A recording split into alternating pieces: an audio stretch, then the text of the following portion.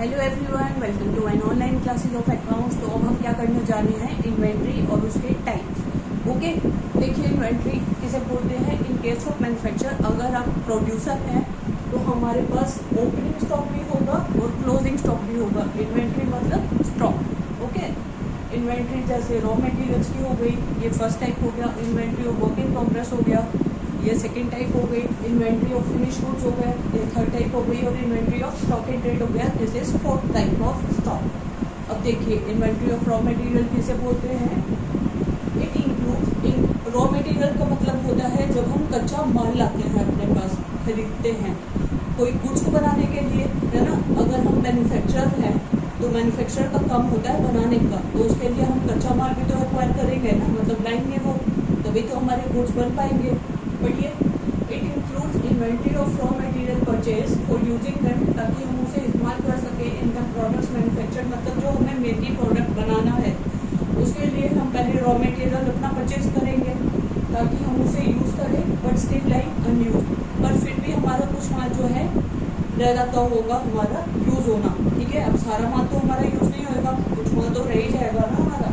पर ये चेक कर द्वारा it includes inventory of raw material, मतलब कि हमारा इन्वेंट्री स्टॉक जो होता है ये रॉ मटेरियल का होता है, कच्चे माल का, जिसे परचेज करा जाता है फॉर यूजिंग देम, मतलब इस्तेमाल करने के लिए इन प्रोडक्ट्स मैन्युफैक्चर, मतलब कि गुड्स बनाने के टाइम, और still like unused. For example जैसे हमारी क्लोथ मिल है ना, हमारी कपड़े की मिल है, तो हम कपड़े को बनाने के लिए हम कॉटन परचेज करेंगे, तो वो जो है वो हमारा रॉ मटेरियल है। ओके, वो हमारा स्टॉक है।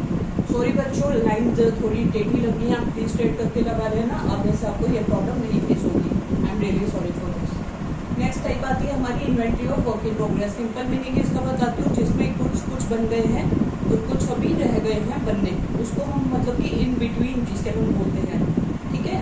तो हम इसको बोलते हैं inventory of work in progress. इसको हम और क्या बोल सकते हैं, इसको हम पार्टली फिनिश गुड्स भी बोल सकते हैं। पूरी तरह बना तो नहीं है ना, अभी थोड़ा रह ही गया।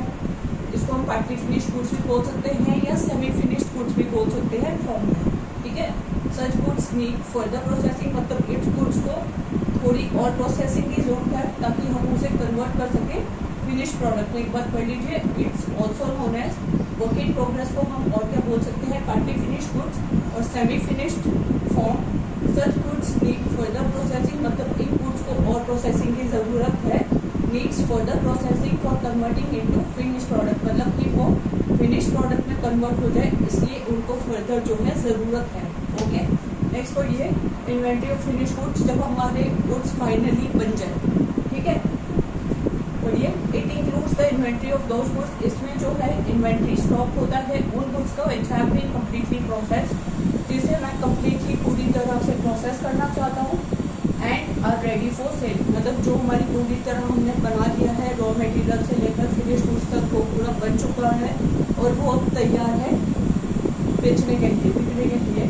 इन केस ऑफ क्लोथ है the value of finish cloth will be the value of inventory of finish goods, मतलब कि जो वैल्यू होगी फिनिश्ड क्लॉथ की वो वैल्यू हो जाएगी आपकी इन्वेंट्री ऑफ फिनिश गुड्स, मतलब the value of finish cloth will be the value of, मतलब जो हमारा कपड़ा फाइनली बन गया है अब वो वैल्यू हो गई है इन्वेंट्री ऑफ फिनिश गुड्स की, मतलब उसको हम बोलेंगे inventory of finish goods. Okay, अब तो inventory of stock in trade क्या होता है, फोर्थ एंड लास्ट टाइम, ये इसमें वो गुड्स आते हैं जो अब हमने खरीदे हैं बेचने के लिए। It includes the value of those goods which are purchase for reselling. आइए एक बार रिवाइज कर लेते हैं।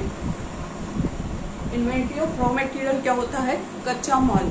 जब हम कच्चा माल स्टार्टिंग में मतलब कि परचेज करते हैं ताकि हम अपना फाइनल जो बनाना चाहते हैं प्रोडक्ट उसे बना सकें।